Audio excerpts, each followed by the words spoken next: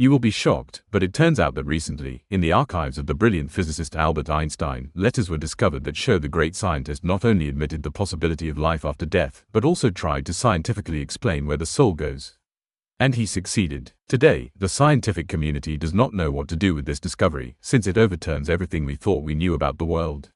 Few people know that Albert Einstein conducted secret correspondence throughout his life, in which he reflected not only on stars and space, but also on another, completely unexplored reality, the mystery of the soul's existence after physical death. For a long time, it was believed that Einstein was a convinced agnostic, skeptical about mysticism. However, in 2018, researchers at Princeton University, while decoding his personal archive, discovered a series of letters addressed to his close friend, microbiologist Hans Müller. These letters literally stunned the scientific world. In them, Albert Einstein wrote about invisible levels of being, the energetic shells of the soul, and the idea that death is merely a transition into another state of matter. The great physicist stated, if energy does not disappear but only takes on new forms, then why do we assume that consciousness, the highest form of energy, should vanish without a trace? This, of course, is not the case. In his letters, Albert Einstein admitted that he was deeply interested in ancient esoteric teachings, where the body was called a shell, and the soul, a spark of the universal mind. He paid particular attention to Tibetan treatises on the subtle transition and to Christian mystics who described the state of a person at the moment of death. In one of his letters, dated 1948, the eminent scientist wrote a phrase that forced historians of science to reconsider his spiritual beliefs. It read, "Our true human essence is not the brain. It is not a collection of neurons. It is a field of consciousness interacting with matter. When matter disintegrates, the field does not vanish but simply moves into another mode of existence." Einstein sought to connect this idea with his own theory of space-time curvature. His reasoning was as follows: if space can curve, then why couldn't there be phenomena through which consciousness passes into other dimensions? He suggested that death is a point of disruption in the usual structure of space-time around a human being.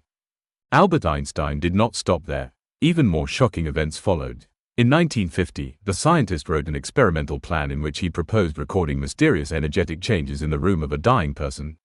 He was convinced that at the moment of death, a burst of quantum activity occurs, indicating the soul's transition to another level of being.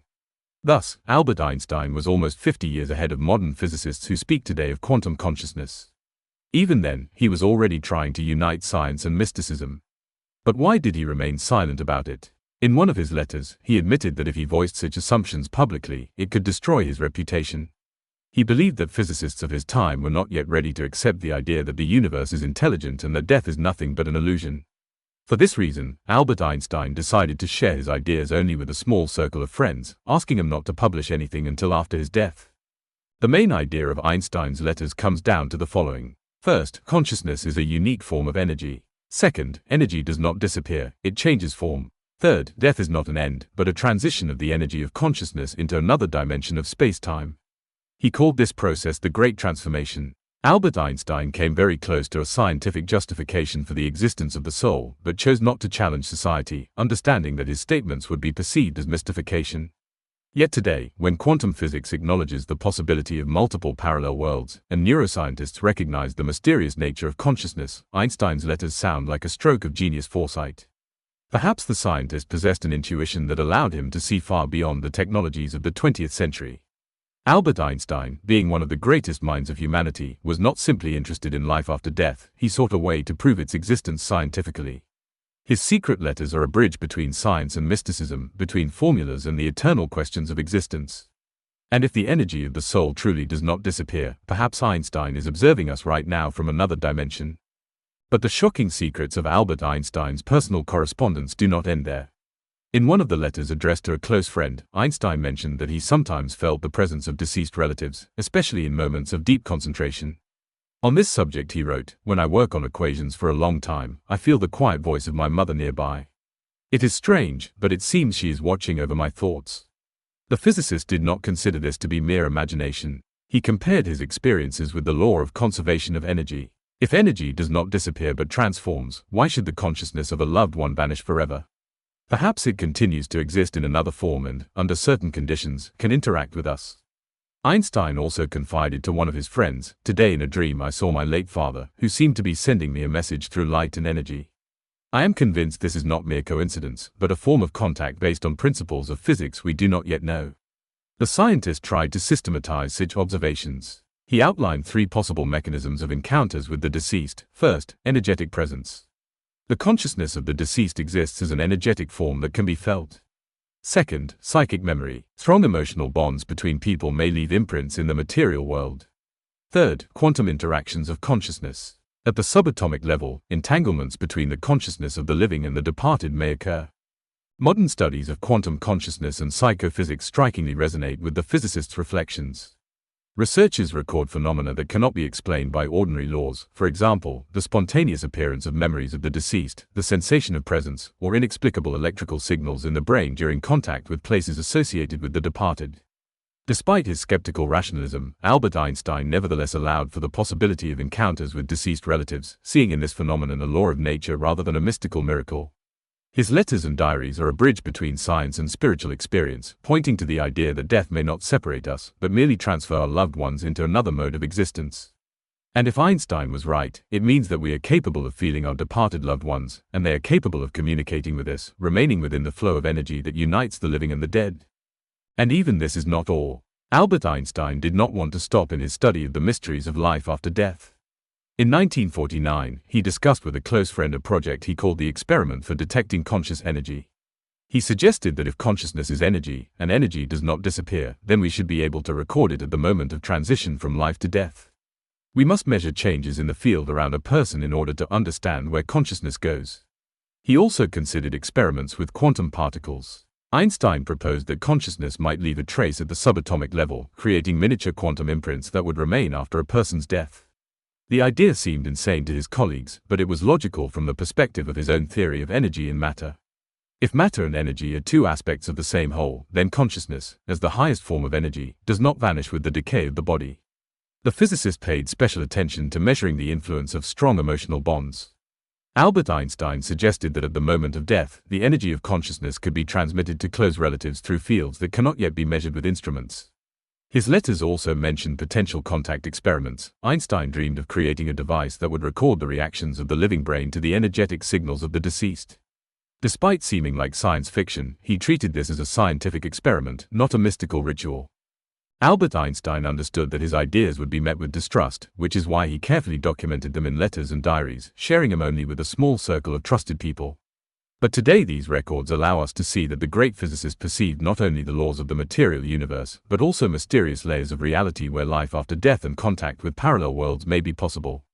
The great scientist was not merely studying physics, he was trying to understand the mystery of consciousness and the soul, uniting scientific principles with mystical concepts, anticipating future discoveries, and opening for us the path to the understanding of the eternal.